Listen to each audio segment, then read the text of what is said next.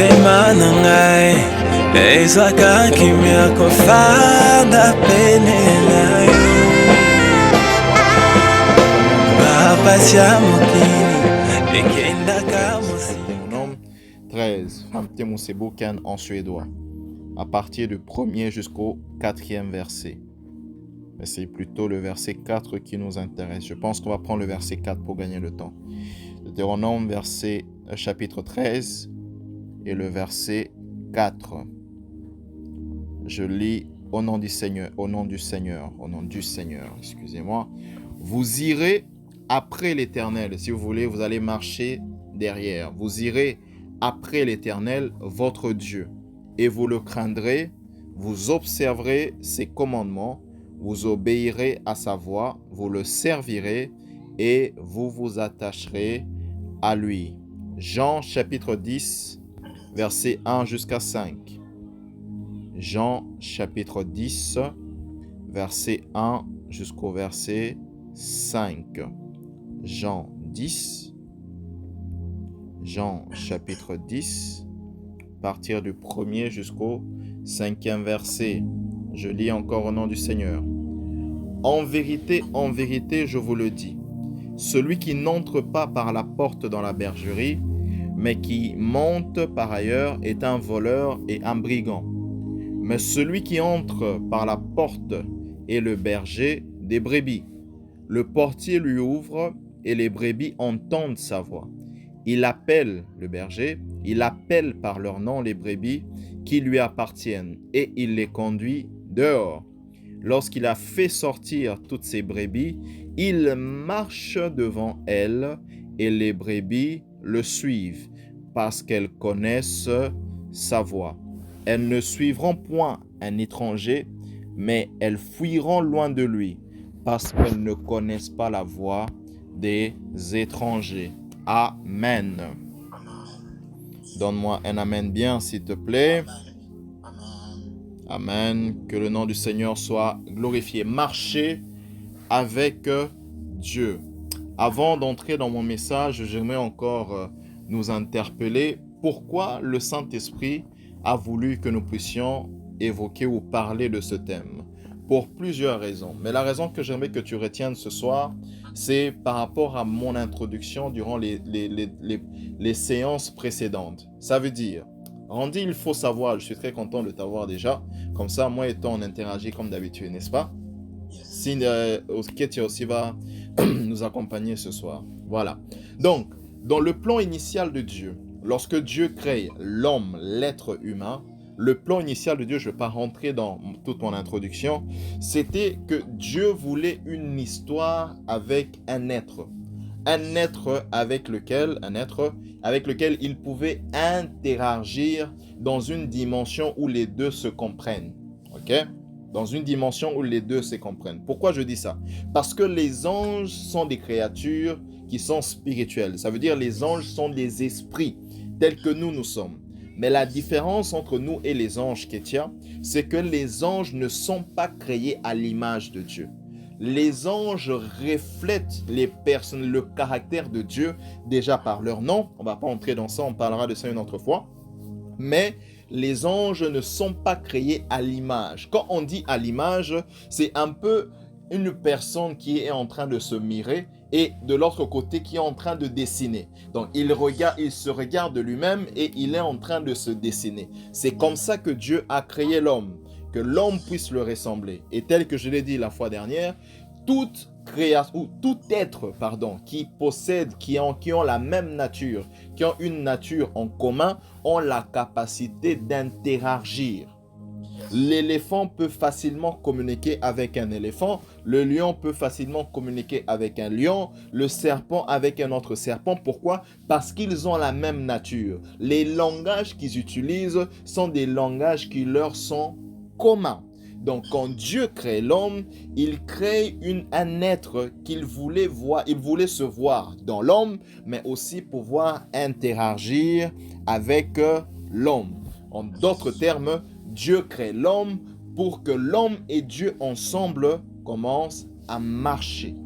Maintenant, Dieu crée l'homme, Randy, il le crée et il le place sur la terre. Et je l'ai dit, je le répète, que Dieu, l'homme, est sur terre, c'est que Dieu est au ciel en termes de domination. Ça veut dire en termes de supériorité par rapport aux autres habitants de la terre. Dieu au ciel est supérieur à toutes les créatures qu'il y a dans le ciel, au ciel, et l'homme est aussi censé être supérieur. Ça veut dire dominer sur toutes les autres créatures. C'est pourquoi dans la bénédiction de Dieu, on dit, Dieu va dire à l'homme, domine sur toutes les créatures. J'aurais voulu qu'il rajoute, domine sur toutes les créatures sur terre, comme moi je domine sur toutes les créatures au ciel. Ça, c'est ce que j'ai dit. Maintenant, c'est que j'aimerais rajouter. J'aimerais attirer votre attention. Cynthia qui lit très bien sa Bible ces derniers temps. Cynthia, quand nous étudions Genèse 1, Genèse chapitre 1, et la sœur Esther, vous qui lisez bien vos Bibles, Genèse chapitre 1, qu'est-ce que nous constatons? Il y a une chose qui nous intéresse ce soir. Randy, j'ai constaté que dans Genèse 1, Dieu crée et Dieu nomme. Ça veut dire Dieu donne les noms. Il crée ce qui est le ciel, il appelle ça ciel. Il crée ce qui est la terre, il appelle ça la terre. Il crée ce qui sont les eaux, il appelle ça les eaux, ainsi de suite. Dès que l'homme entre en jeu, dès que l'homme est créé, Dieu arrête de nommer. Maintenant, qu'est-ce que Dieu fait? Dieu prend les animaux qu'il n'avait pas encore nommés et il les emmène devant l'homme afin que l'homme puisse les nommer. Retenez maintenant ce principe. Tout celui qui nomme quelque chose a la supériorité sur les choses qu'il est en train de nommer. En d'autres termes, celui qui nomme est supérieur à celui qui reçoit le nom. Maintenant, pourquoi Dieu arrête? Parce que, tel que je l'ai dit, Dieu, dans son but, avait planifié que l'homme puisse agir comme lui sur terre. C'est comme ça que dès que l'homme entre en jeu sur terre, Dieu arrête de donner les noms. Or, celui qui donne un nom Randy, non seulement est supérieur à la personne qui reçoit le nom, mais celui qui donne un nom donne une trajectoire spirituelle, un destin, une destinée à la personne qui reçoit le nom. Pourquoi? Parce que derrière chaque nom se cache une destinée. Ok? Maintenant, l'homme commence à nommer et Dieu take a step back. Et qu'est-ce que nous constatons? Qu'à partir de ce moment, c'est seulement l'homme qui va nommer. On chute et on évolue encore. Nous sommes dans le désert. Moïse est avec les enfants d'Israël. Il réclame de la nourriture. Dieu dit à Moïse, quand vous allez vous réveiller le matin, vous allez trouver quelque chose sur la graisse, sur le sol. Et vous allez manger ça. Quand il se réveille, il trouve une chose qui a la forme d'un pain et de la nourriture. Et la caille, je pense c'était la caille. La caille ou le caille, je ne sais plus. Bon, c'était les cailles. Il trouve les cailles sur le sol. Les cailles, ils connaissent déjà parce que Adam avait nommé. Mais la chose qu'il y avait sur la terre qui ressemblait à du pain, normalement, Randy, ça venait du ciel. Normalement. Mais Dieu étant au ciel, n'a pas donné à ça un nom. Mais Dieu a laissé un homme nommer ça en disant, ça, on va appeler ça la manne. Pourquoi je parle de ça, Kétia? Parce que tout celui qui marche avec Dieu, suivez-moi très bien, tout celui qui marche avec Dieu est celui qui donne les noms aux situations. Tout celui qui marche avec Dieu, ce n'est pas les situations qui lui disent comment elles s'appellent. C'est lui qui appelle les situations telles que lui voit que ces situations s'appellent. Pourquoi? Parce que Dieu a donné l'autorité à celui qui marche avec lui d'agir comme lui là où Dieu n'est pas là. C'est comme ça, Randy, que Jésus-Christ de Nazareth, en face de toutes les situations et les défis qui venaient devant lui, ne laissait pas les défis se présenter. Celui qui appelait les défis. On vient lui dire, la fille de Jairus est morte. Il dit, elle n'est pas morte, elle est endormie. On vient lui dire, Lazare est malade. Lazare est mort. Il dit, Lazare n'est pas mort, Lazare s'est endormi. On lui parle d'une situation, lui, il l'appelle ça autrement. Pourquoi? Parce que dès le moment que j'appelle une situation avec un nom, je domine sur ça.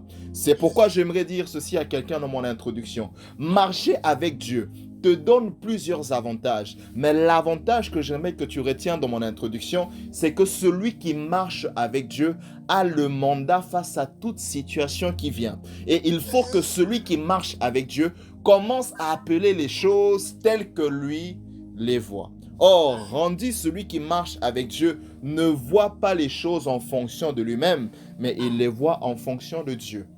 Je n'avais pas prévu de dire ça, j'ai prévu ça pour la traversée. Maintenant, quand il voit les choses en fonction de Dieu, il appelle les choses. Vous allez penser qu'il les appelle par lui-même, mais il les appelle comme Dieu les aurait appelés. C'est comme ça quand Adam va nommer les animaux, Dieu ne va pas contredire les noms que Adam donne aux animaux. Pourquoi? Parce que lui-même les aurait appelés comme ça. Je prie pour quelqu'un qu'à la fin de cette année entrant en 2025, que tu commences à appeler les choses telles que Dieu les appelle parce que tu marches avec Dieu et non avec les hommes. Quand on t'emmène une nouvelle de cancer, tu n'appelles pas ça cancer, mais tu appelles ça promotion spirituelle. Pourquoi? Parce que moi je marche avec Dieu et Dieu en face des défis, il ne proclame pas la défaite, mais lui il proclame toujours la victoire et il voit toujours des opportunités là où les gens voient des défaites. David marchait avec Dieu. David se retrouve devant, il va donner la nourriture pour ses frères. Il voit un homme de 3 mètres de haut. Tout le peuple et toute l'armée ont peur. Il y a des généraux qui sont nés dans l'armée. Ils ont peur de Goliath. Il y a des gens qui s'entraînent jour et nuit. Ils ont peur de Goliath. Mais David arrive. Il regarde ce Goliath. Il dit, qu'est-ce qu'on va donner à celui qui va tuer cet incirconcis? Pourquoi? Il a appelé incirconcis parce que Dieu l'aurait appelé incirconcis. Ketia, il est temps que nous commençons à marcher avec Dieu dans une dimension où les nouvelles ne nous font plus peur. Onyo Sezoya Eya. La famille peut trembler, les gens peuvent trembler, mais nous n'avons plus peur. Pourquoi? Parce que je sais dès le moment que je veux donner un nom à cette situation, je prendrai pouvoir et possession sur ça. Je prie pour quelqu'un, que ton intimité t'amène à marcher avec Dieu et que ton intimité t'emmène à nommer les choses telles que Dieu les a nommées. Dans le nom de Jésus. C'est pourquoi c'est important de marcher avec Dieu. Pourquoi c'est important de marcher avec Dieu? Pour ces choses. Mais il y a aussi des dimensions dans la marche avec Dieu. La première dimension que nous avons évoquée, c'était marcher avec. Marcher avec, ça sous-entend un partenariat. Ça veut dire ici, dans cette dimension, on dit, je marche avec Dieu. Je peux aussi donner mon avis à Dieu et Dieu prend en considération et agit en fonction de ce que moi je dis. Ça, ce sont les choses que toi, tu n'aimes pas. Il y a des gens qui ont tellement marché avec Dieu, Randy, que pour que Dieu puisse détruire Sodome et Gomorrhe, il va demander d'abord son avis. Il dit, voici ce que moi je vais faire. Je suis sur le point de détruire cette ville. Mais comme moi et toi, nous marchons ensemble, qu'est-ce que toi tu en penses? Et c'est à ce moment-là que Abraham commence à intercéder. Il a l'opportunité d'intercéder parce que Dieu voit en lui un partenaire. Un partenaire. Ça veut dire, en anglais, on appelle ça input. Ton input devient important dans les décisions que Dieu doit prendre. Tu ne m'as pas compris. Ton input devient important dans les décisions de la famille. Ton input devient important dans les décisions de la Suède, dans les décisions de la ville, dans les décisions de tes amis, dans les décisions des gens qui sont autour de toi, parce que tu es partenaire avec Dieu. Quand nous marchons avec lui, il y a des choses que Dieu voudra faire, mais il devra d'abord te consulter. Première dimension. Mais quand tu marches aussi avec Dieu, Ketia, il y a des choses que Dieu voudra faire, mais il devra d'abord t'informer. Le Covid n'était pas une surprise pour tout le monde. Le Covid n'était pas une surprise pour tout le monde. Certains accidents ne sont pas des surprises pour tout le monde. Ce sont des surprises pour certains, mais pas pour tout le monde. Parce que quand tu marches avec Dieu, Randy, Dieu commence maintenant à te révéler des choses qui te concernent, même des fois des choses qui ne te concernent pas. mais parce que vous êtes partenaires. Et Dieu a ce cœur. Il dit, il aime cacher les choses, mais pour les rois, c'est pour eux une gloire de découvrir les choses que Dieu cache. Et Dieu aime des fois révéler ce qu'il y a au-dedans de lui, mais il ne le révèle pas tant que l'homme n'a pas payé le prix de l'intimité, de la marche avec lui. C'est comme ça qu'on peut tous être chrétiens, Oscarine, mais on n'aura pas tous les mêmes informations de Dieu, parce que nous ne marchons pas tous avec lui de la même manière. J'aimerais dire à quelqu'un, nous sommes sur le point de commencer 2025. Il faut que tu entres dans ces dimensions où Dieu commence à te donner des informations avant le début de cette année, des choses qui doivent arriver avant le début de cette année. Laissez-moi vous donner un témoignage rapidement. C'est même pas un témoignage, j'en parlerai en long et en large. On dit on est en décembre 2023, décembre 2023. Et le Seigneur me parle pour l'année 2024. Il me dit, je donnerai ça, je veux mieux expliquer ça. Il me dit, voici ce que je veux que tu fasses. J'aimerais que pendant 10 mois, que tu donnes telle somme d'argent. 10 mois. Le 10e mois, tu verras qu'il y aura une bénédiction. Une situation va se débloquer. Pendant 10 mois, Randy, j'ai fait ça.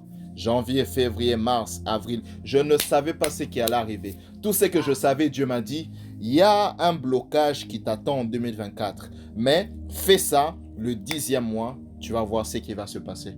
Et qu'est-ce qui s'est passé, mes frères et sœurs? Le 10e mois, ma fille est née. Mais ma fille est venue dans des conditions où les médecins pensaient qu'il y avait un problème. Les médecins pensaient qu'elle était malade et qu'elle allait mourir s'il ne faisait pas quelque chose. Mais lorsqu'elle est née, il s'avérait qu'il n'y avait rien. Pourquoi? Parce que 10 mois plus tôt, Ketia, Dieu m'avait dit, fais ceci, fais cela, le 10e mois, tu verras que quelque chose va se débloquer. C'est pourquoi je prie pour quelqu'un, Oscarine Chipra. Il faut que nous commençons à marcher avec Dieu. Il faut marcher avec Dieu, Randy, et aussi il faut obéir aux instructions divines. J'ouvre une parenthèse que je ferme rapidement. On est sous le point de clôturer cette année. Qu'est-ce que Dieu t'a dit pour 2025? Tu ne peux pas entrer dans cette année si tu marches avec Dieu sans connaître ce qui t'attend en 2025. Oh, Cynthia, je prie que les choses qui nous surprenaient avant arrêtent de nous surprendre. Que les choses qui venaient nous surprendre avant arrêtent de nous surprendre. Pourquoi? Parce que Dieu marche avec nous. Marcher avec Dieu, je sens que j'ai envie de prêcher ce soir. Marcher avec Dieu, première dimension, c'est le partenariat. Il te révèle des choses, mais il demande aussi ton avis sur ce qu'il est sous le point de faire. Deuxième dimension, c'était marcher en Dieu. Marcher en Dieu, c'est la dépendance totale envers la personne de Dieu, mais aussi, Ketia, c'est la mort en soi. Tu ne peux pas marcher avec Dieu et être vivant. Tu peux pas. Tu ne peux pas marcher avec Dieu et continuer à agir comme tu agissais avant. Mais lorsque tu commences à marcher avec Dieu, il faut que tu meures en toi-même. C'est pourquoi l'apôtre Paul dit aux Colossiens, marchez en Dieu. Quand tu seras en lui, il va t'absorber et en ce moment-là, toi tu meurs et Dieu vit par toi. C'est là que s'accomplit ce que la Bible dit, la création tout entière attend avec un ardent désir la manifestation des fils de Dieu. Qui sont les fils de Dieu? Ce sont les personnes qui sont morts en Dieu et qui marchent en lui. Le problème de l'Église, c'est qu'il y a plusieurs vivants. Il y a plus des vivants que des morts. C'est ça le problème de l'Église. Il y a plusieurs personnes qui prient à l'Église, mais qui sont encore vivants. Or, Dieu ne cherche pas des vivants, il cherche des morts. Il faut que tu meurs en lui pour marcher dans ces dimensions. Tout ce qu'il dit, tu obéis, Randy. Même quand tu ne connais pas le pourquoi, tu obéis. C'est dans cette dimension que Abraham était prêt à tuer Isaac. Lui-même, logiquement parlant, ce que Dieu lui demande de faire est contradictoire à la promesse. Parce que Dieu lui a dit, c'est par cet enfant que je vais te bénir et c'est par cet enfant que je te donnerai une postérité. Mais parce que Abraham marchait en lui, il a d'abord obéi avant de poser des questions. Avant de poser des questions.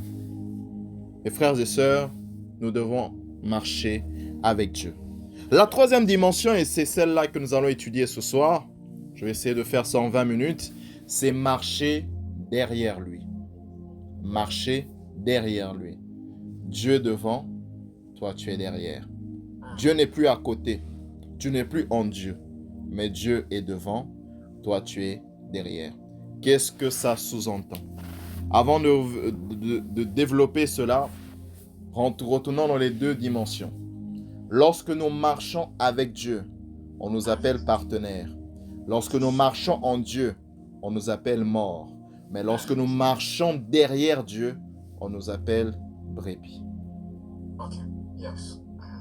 Je reprends cette phrase. Lorsque nous marchons avec Dieu, on nous appelle partenaires. Lorsque nous marchons en Dieu, on nous appelle morts. Lorsque nous marchons derrière lui, on nous appelle brebis. Jésus dit que lui, le bon berger, il marche devant et les brebis marchent derrière lui. La question que j'aimerais nous poser, de tous les animaux qu'il aurait pu choisir, pourquoi a-t-il choisi seulement la brebis? De tous les animaux, pourquoi simplement la brebis? Des animaux que Dieu aurait pu choisir. Pourquoi la brebis? La brebis a plusieurs caractères, mais comme le temps est en train de filer, j'aimerais simplement toucher un aspect de la brebis. On dit, la brebis, quand tu regardes une brebis, elle se diffère de nous les humains par les yeux. Par rapport à plusieurs aspects déjà, mais plus précisément, j'aimerais me focaliser ce soir sur les yeux. Pourquoi je dis ça? Parce que les yeux de la brebis, suivez-moi très bien, ne se trouvent pas au centre de son visage, tel que c'est pour nous les hommes. Mais les yeux de la brebis se trouvent au coin. Ok? Pourquoi ce détail est important, Kétia? Parce que dû au fait que les yeux d'une brebis sont au coin, la brebis voit très bien par derrière, mais elle ne voit pas très bien devant. Parce que les yeux captent plus ce qu'il y a derrière et non ce qu'il y a devant. Devant, elle voit, mais elle ne voit pas très loin. Par contre, derrière, elle voit à 180 degrés. Ça veut dire, tu ne peux pas surprendre une brebis par derrière, elle te voit. Le problème maintenant que j'ai avec la brebis rendue, c'est quoi? C'est que la brebis est plus focalisée à regarder ce qu'il y a derrière elle plutôt que regarder ce qu'il y a devant. Elle ne peut pas regarder devant comme elle regarde derrière, parce que ses yeux ne lui permettent pas. C'est pourquoi maintenant le bon berger dit ceci. Il dit, mes brebis entendent ma voix et elles me suivent. Pourquoi? Parce que les yeux de la brebis ne lui permettent pas de voir devant. Et comme elle a besoin d'une autre personne pour la guider, c'est comme ça que la brebis avance. Pas en fonction de ce qu'elle voit, mais en fonction de ce qu'elle entend. Maintenant, si Christ nous appelle, toi et moi, brebis, c'est parce que, Kétia, nous avons aussi tendance à regarder plus le passé que l'avenir. Nous n'avons pas la capacité de voir ce qui est devant. Nous n'avons pas la capacité de voir notre futur. Nous avons la capacité de ressasser le passé, de dire il y a 5 ans je faisais ça, je viens de telle famille, j'avais fait X, j'avais fait Y. Ça nous savons et le diable aussi nous le rappelle. Mais Jésus dit, je sais que tes yeux ne te permettent pas de voir au-delà. Mais si tu entends ma voix, moi qui vois au-delà, je te guiderai. Marcher derrière lui, Randy, c'est être guidé par le Saint-Esprit. Yes. La bonne brebis ne se fie pas à ce que ses yeux voient. La bonne brebis trouve ses yeux dans les paroles du bon berger. Yes. Dans les paroles du bon berger. Dans cette dimension, je marche, je prends des décisions en fonction de ce que j'ai entendu du bon berger. Le problème, Kétia, c'est quoi? C'est que nous n'entendons pas ce que le bon berger dit. Et c'est comme ça que nous avons du mal à prendre des décisions par rapport à notre futur. Par rapport à notre futur. Par rapport à notre futur. Marcher derrière Dieu, c'est de la dimension de l'orientation. Randy, il n'y a personne sur cette terre qui connaît ce qui doit lui arriver dans 5 ans. Il n'y a personne sur cette terre qui connaît ce qui va lui arriver dans une semaine. Personne. Tu peux planifier, mais ce que tu vas rencontrer, tu ne sais pas. Personne ne sait. Même le diable ne sait pas. Déjà, les prophéties que le diable donne aux gens, c'est en fonction de ce qu'il a lu dans leur destinée. Il ne sait pas voir ce qui va se passer demain. On est tous pareils. Il n'y a que Dieu qui peut voir. C'est pourquoi celui qui veut se rassurer d'être sur le bon chemin, il doit développer l'écoute. Yes. Oscarine, je ne parle pas ici d'aller consulter des prophètes tous les jours pour savoir ce que Dieu a dit. Non. Il n'a pas dit « mes brebis entendent ma voix derrière un autre berger ». Il dit « mes brebis entendent ma voix ». Donc il s'agit ici d'abord de toi et du berger. Yes. Mais si tu te retrouves derrière, et tu le suis. C'est comme ça, j'aime cette phrase que le pasteur Atoms a dit une fois. Ça m'a beaucoup touché. J'aime beaucoup la sagesse de cet homme de Dieu. Il dit, le monde dit que on apprend par ses erreurs. Mais moi, j'aimerais dire, il est possible d'avancer sans commettre des erreurs, à condition de suivre celui qui est déjà passé par là. Je parle à quelqu'un. Yes. Celui qui est déjà passé par là. Qu'est-ce que la vérité est celle-ci? Dieu ne te conduit pas vers un nouveau chemin. Dieu te conduit sur le chemin qu'il avait déjà tracé pour toi. C'est comme ça que le psalmiste, il est très profond. Il dit, ils trouvent dans leur cœur des chemins tout tracés. Les personnes qui mettent leur confiance, placent leur confiance en Dieu, trouvent dans leur cœur des chemins tout tracés. Ça veut dire, la confiance que j'ai en Dieu, la confiance que je place dans le bon berger, devient une lampe qui éclaire les sentiers déjà tracés dans mon cœur avant que je vienne sur la terre. Yes. Mais tout ça dépend de quoi? De notre capacité à écouter Dieu. Je prie pour quelqu'un qu'à la fin de cette année 2025, que 2025 soit caractérisé par l'année de l'écoute de Dieu. L'année où tu écoutes Dieu tel que tu ne l'as jamais écouté. L'année où tu discernes la voix de Dieu telle que tu ne l'as jamais discernée dans ta vie. Yes. Dans le nom de Jésus. Amen. Oh, dans quel investissement? Est-ce que je vais acheter cette parcelle ou pas? Je dois acheter ce terrain ou pas? Nous devons quitter la dimension où nous tâtonnons. Nous devons suivre. Qu'est-ce que le bon berger a dit? Qu'est-ce que le bon berger a dit, Esther? Qu'est-ce qu'il a dit? Qu'est-ce qu'il a dit? Moi, ma confiance, je la place sur ce que le bon berger a dit. Voici 2 choses, et c'est par là que je vais clôturer. 2 choses que le bon berger nous rassure. 2 choses. Il nous rassure 2 choses. Le psalmiste dit, dans le psaume où il parle de, le psaume 23 je pense, ta houlette et ton bâton me rassurent. Il y a 2 choses que le bon berger apporte dans nos vies lorsque nous marchons derrière lui. Sa houlette et son bâton. Sa houlette et son bâton. Suivez-moi très bien. Sa houlette et son bâton. Les 2 choses symbolisent 2 choses différentes. La houlette, c'est un peu ce bâton que le berger a, mais qui est courbé. Ce n'est pas un bâton qui est droit. C'est un bâton, mais au bout, c'est courbé comme ça. Il y a comme une courbe. Et avec ce bâton-là, Randy, le bon berger ou le berger, quand il voit que la brebis est en train de s'égarer, il place ce bâton dans son cou et il tire sa tête pour lui ramener sur le bon chemin. Yes. Avec la houlette, le berger recadre les brebis. Tout celui qui marche derrière Dieu, Shipra, nous sommes des êtres humains. Ça veut dire, nous aurons tendance à aller à gauche, à aller à droite. Nous aurons tendance à nous égarer. Mais il n'a pas dit les boucs. Une bonne brebis et une brebis qui est souple au recadrage de Dieu. Et c'est une brebis qui est souple au fait que le bon berger tire avec la houlette. On dit des fois tu voudrais entrer en relation et le Saint-Esprit commence à mettre un sentiment de mal à l'aise en toi. Et il est en train d'utiliser la houlette. Des fois, tu voudras faire telle chose et Dieu ne te dit pas forcément ne fais pas. Mais toi-même, tu n'as pas la paix dans ton cœur. Il est en train d'utiliser la houlette. Il dit, si vous me suivez, moi-même je vais me rassurer que pour toutes les fois où vous serez sur le point de vous égarer, je vous ramener sur le droit chemin. La question est-ce que tu es une brebis qui accepte le recadrage du berger? Yes. Qui accepte le recadrage du berger. La deuxième chose que le berger apporte, c'est le bâton.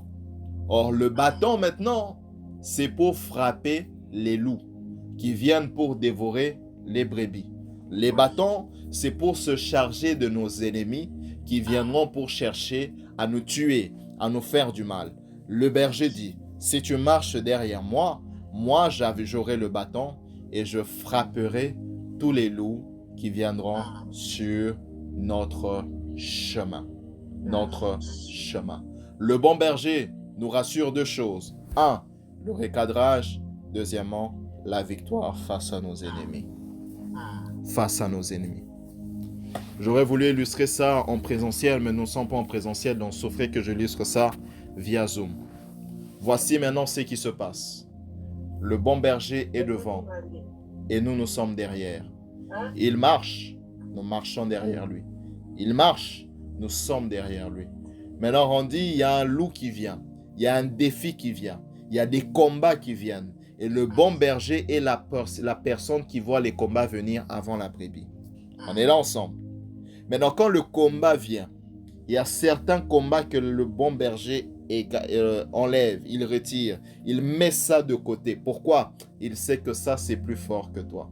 L'apôtre Paul le dit. Il dit, il ne laissera pas une tentation venir vers nous qui va au-delà de nos forces. Il est de ces combats rendus que Dieu ne permet pas. Il ne permet pas que ça vienne vers nous. Lui-même écarte ça. Mais il est aussi de ses ennemis dont Dieu lui-même se charge avant que nous les rencontrons. Maintenant, suivez-moi. Il est de ces choses que Dieu permet que ça arrive vers nous. Donc, suivez-moi maintenant très bien, s'il y a des choses qui passent par Dieu, ça veut dire, Ngoko, que les choses qui sont passées par Dieu, les choses qui viennent vers moi, sont forcément passées par Dieu.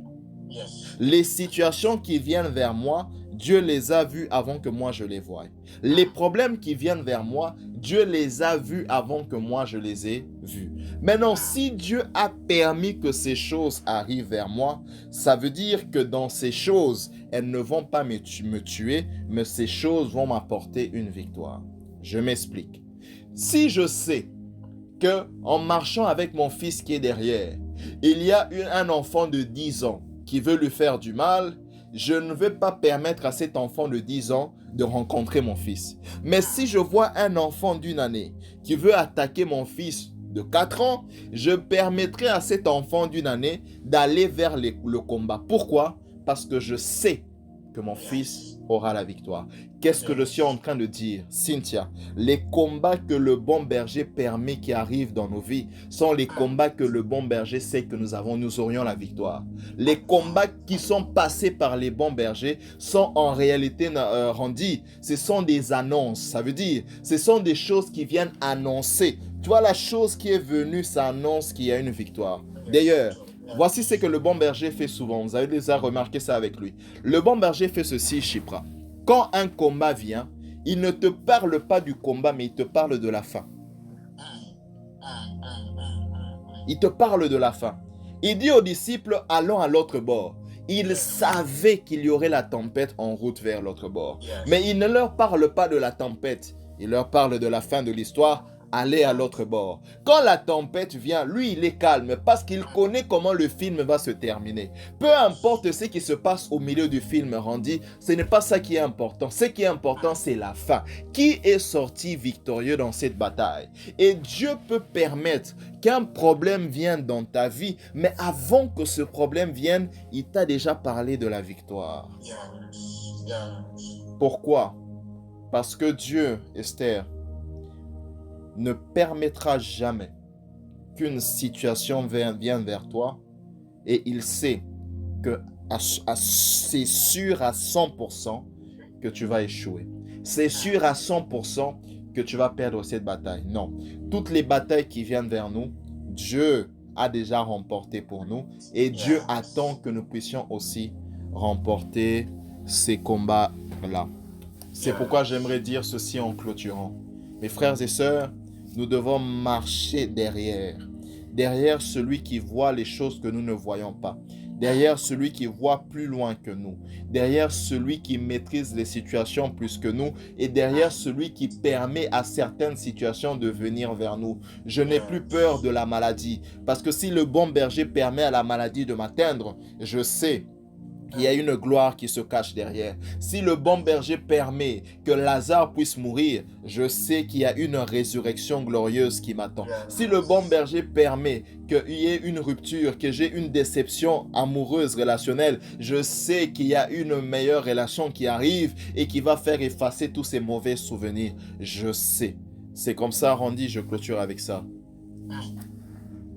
Jésus va donner une parole compliquée. Et la Bible dit, la majeure partie de ses disciples ont quitté. Il se retourne vers Pierre. Il dit, Pierre, et vous autres, vous attendez quoi? Partez aussi avec les autres. Pierre lui dit cette phrase qu'une brebis aurait dit. Il dit, Seigneur, vers qui d'autre irons-nous? C'est toi qui as les paroles de la vie. Pourquoi? Parce que ce sont tes paroles qui guident nos pas.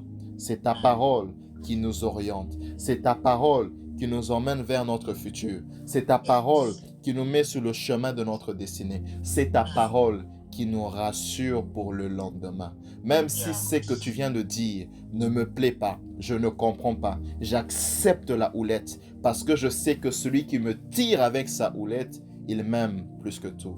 En réalité, pour marcher derrière Dieu, il faut aimer Dieu.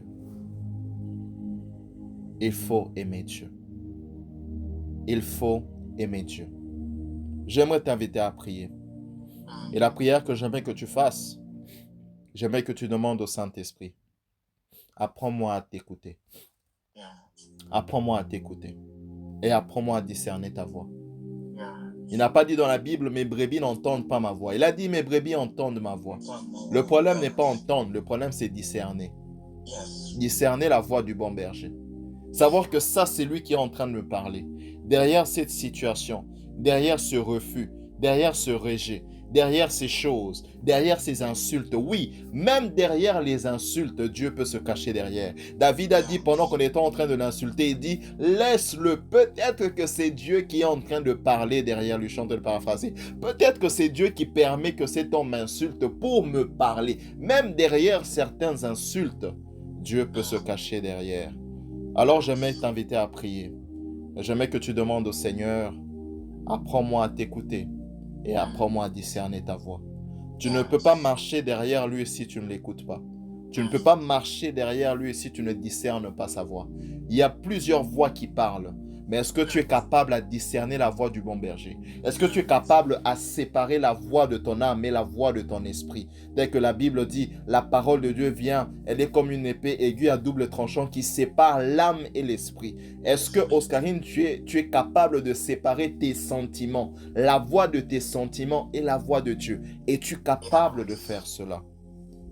Si tu ne peux pas entendre, écouter, discerner la voix du bon berger, tu ne sauras pas marcher derrière lui. Tu ne peux pas. Tu marcheras avec tes yeux, mais tes yeux te donnent des informations en fonction de ce que sa voix derrière. Élève ta voix et prie. Je te donne 3 minutes. J'aimerais que tu parles à Dieu. Que tu peux activer ton micro, fais-le. Saint-Esprit, apprends-moi à t'entendre, apprends-moi à t'écouter. Apprends-moi à t'écouter et apprends-moi à discerner ta voix. À discerner ta voix au milieu de toutes ces voix. À discerner ta voix au milieu de mes sentiments. À discerner ta voix au milieu de la voix de mon expérience, de mes expériences. À discerner ta voix parmi les voix des hommes. à discerner ta voix, Seigneur. J'aimerais continuer à marcher derrière toi. J'aimerais me rassurer de marcher derrière toi. Mais pour le faire, je dois être capable de distinguer et discerner ta voix. C'est pourquoi je prie. Je prie ce soir. Je prie ce soir. Apprends-moi à t'écouter et apprends-moi à distinguer ta voix. Apprends-moi à t'écouter et apprends-moi à distinguer la voix du bon berger, à distinguer la voix du bon berger, à distinguer la voix.